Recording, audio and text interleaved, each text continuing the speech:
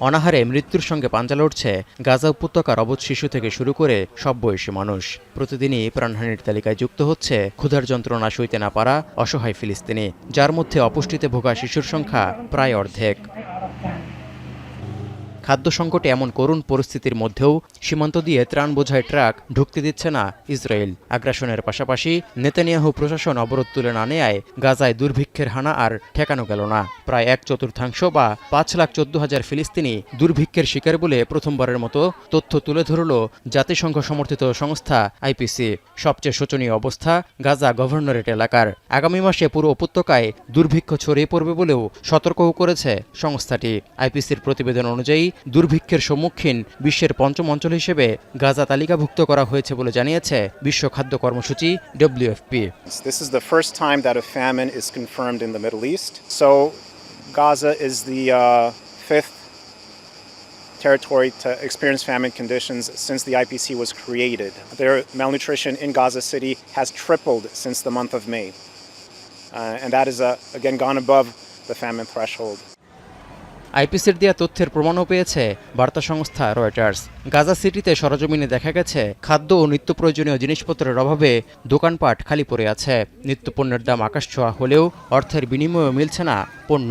খাদ্য তো বটেই, সুপেয় পানিরও তীব্র সংকট।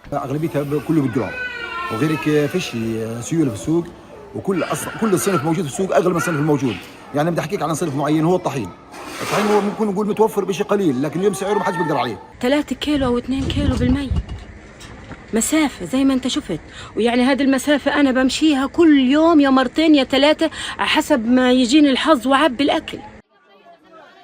এমন দুর্ভিক্ষ পরিস্থিতির জন্য ইসরায়েলকেই দায়ী করল জাতিসংঘ।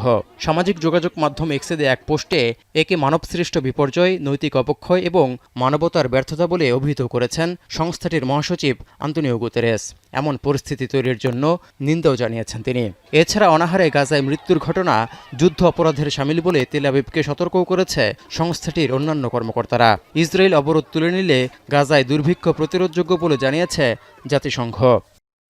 It is a war crime to use starvation as a method of warfare, and the resulting deaths may also amount to the war crime of willful killing.